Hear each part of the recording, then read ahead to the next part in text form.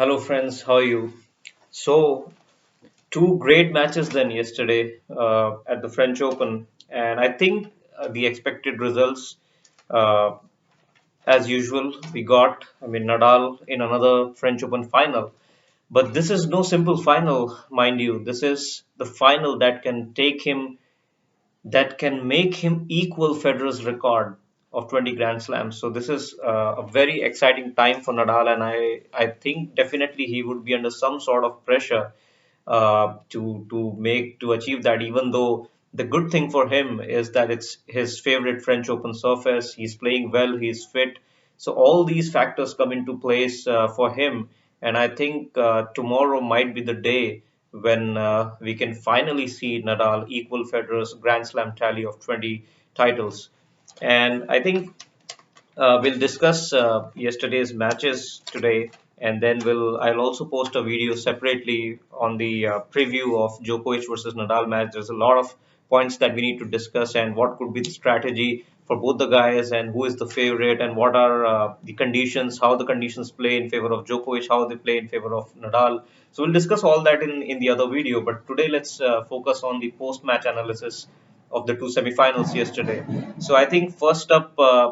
As we all know, Nadal won the match against Schwartzman. Now, even though I think Schwartzman played a great match yesterday, even though he was tired after a five-setter with Thiem, he actually played a good match. And if you see the points were longer in rallies, and the first set alone took like an hour or so. And so all the points were tough, and Schwartzman was rallying well. At some point in the match, he was also winning most of the important, or not important, but let's say the longer rallies. He was winning most of those rallies, and Nadal was just too good in the important moments, and I think that was the difference in the match.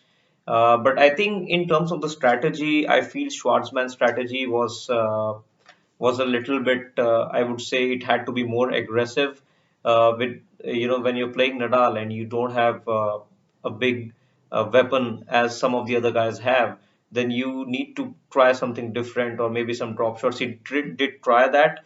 It's just that on some important moments, like when he had break points and when he was, facing a break point, then at those moments, Nadal stepped it up, and that was the difference between the two players.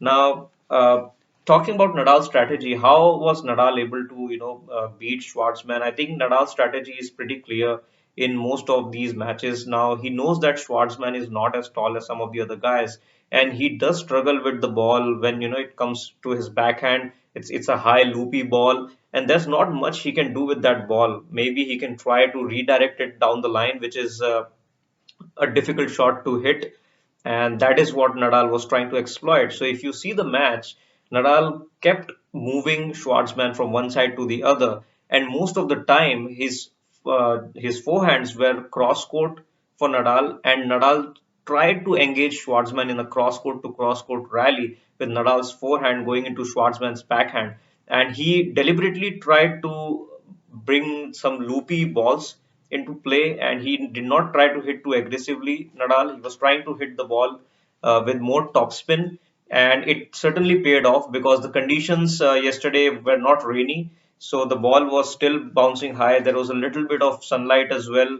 It was that time in the evening wherein it was not as damp conditions as you saw in the match against Djokovic and Tsitsipas. So I think these conditions helped Nadal, and he played with a very set strategy that he wanted to attack Schwartzman's backhand as much as possible with high bouncing balls.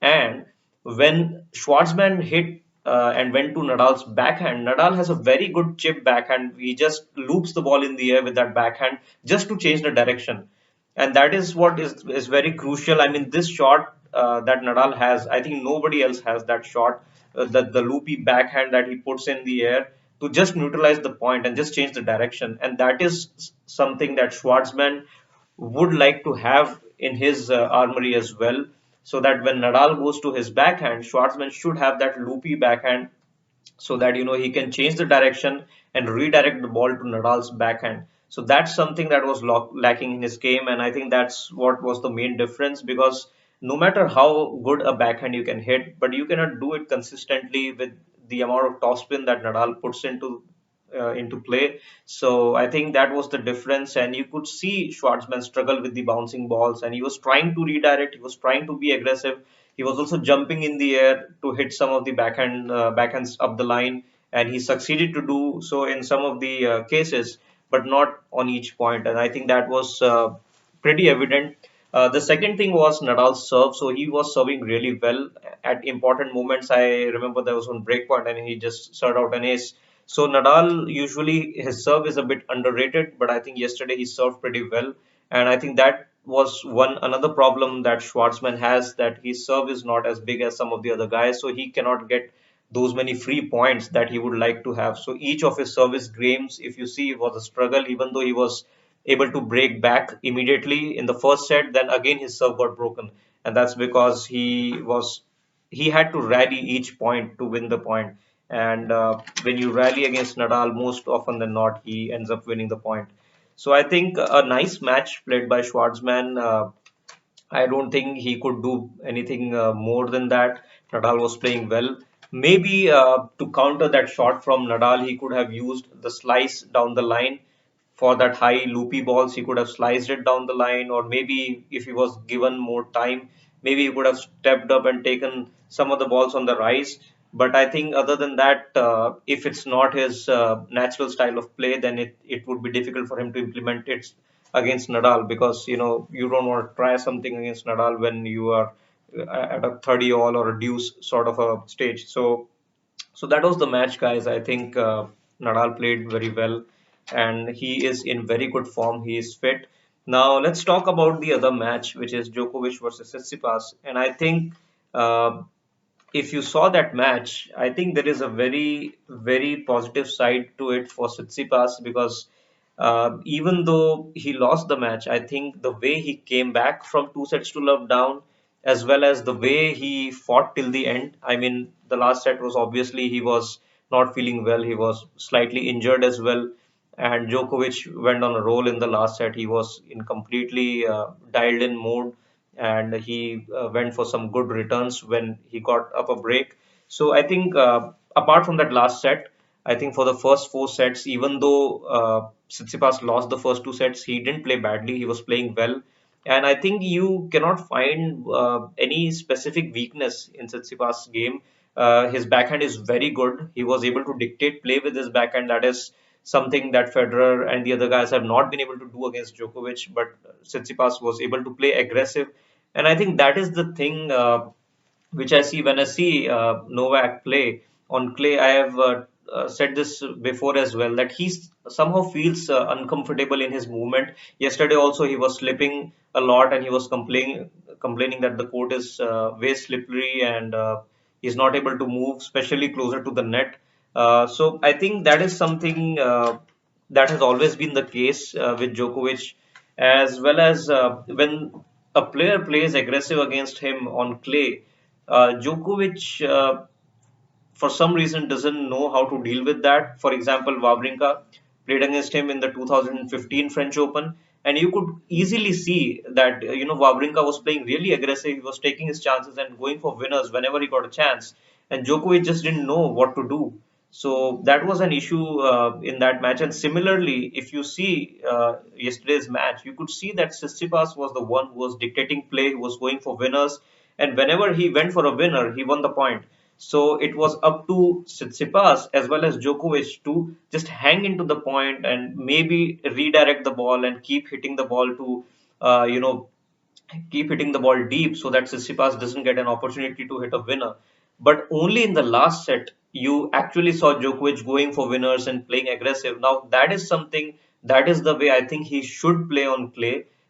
That increases his chances, because he can always defend well, he can rally well. But if someone plays aggressive on clay against him, because of his uncomfortable nature in the movement that Djokovic faces on specifically on clay, I think it becomes difficult for him to counter an aggressive player. And that is where I think Tsitsipas, made him struggle a lot. And from the beginning, he played very aggressive match, similar to the one that Federer played in the 2011 semi-final against Djokovic. Federer was really aggressive, taking any of the short balls that come into play, and even from the backhand side, he was aggressive, changing directions. And so I find quite a bit similarity between Federer and Tsitsipas, and his serve was also very good. So I think all in all, a wonderful match and a very good performance from Tsitsipas, and I really would not be surprised if Tsitsipas wins a Grand Slam next year because he's playing really well. So it's good to see the players like Thiem, Tsitsipas, going to the latter stages of the tournament and performing well. So it's not like they get into the semifinals and they lose. They play well and they lose, and sometimes they also win. So that's a good thing. For Djokovic, I think he looked fit, and in the final set, he was quite composed. So even though he was losing a lot of breakpoint chances, I think he converted only 4 or 5 out of 20 odd breakpoints. But he didn't look too frustrated. He did not, show any frustration or any, such sort of thing. He looked quite calm, and even when he was winning in the final set, he looked quite determined as to just the same look that he had against Thiem on the in the Australian Open final in the final set. So I think that's a good sign for him that even though Thiem was able to bounce back, then Djokovic, for him it's good that he was able to stay focused and not get frustrated. And I think the last set he played absolutely brilliantly. So now, I think the only negative aspect of this match for Djokovic is that he had to spend a lot of time on court.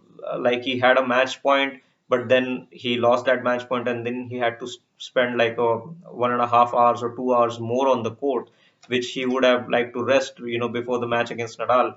But I think in terms of mental strength and the amount of pressure that Novak had to face, I think he performed really well, and that could definitely help him against Nadal, knowing that he can come back from any of the situation, as well as he can play in that mode, in the dialed in mode. So let's see what happens in that match. And I think it was a fantastic match yesterday. I think we'll discuss more about Nadal and Djokovic in the other videos. But for me, I think the best part of the match was the final, the last two sets between Djokovic and Tsitsipas. Those were excellent. So do watch that match if you haven't already. It was a great match, and thanks for watching this video. And please comment on this video, and we'll catch up again in the analysis in the preview of Nadal versus Djokovic match. So thanks for watching.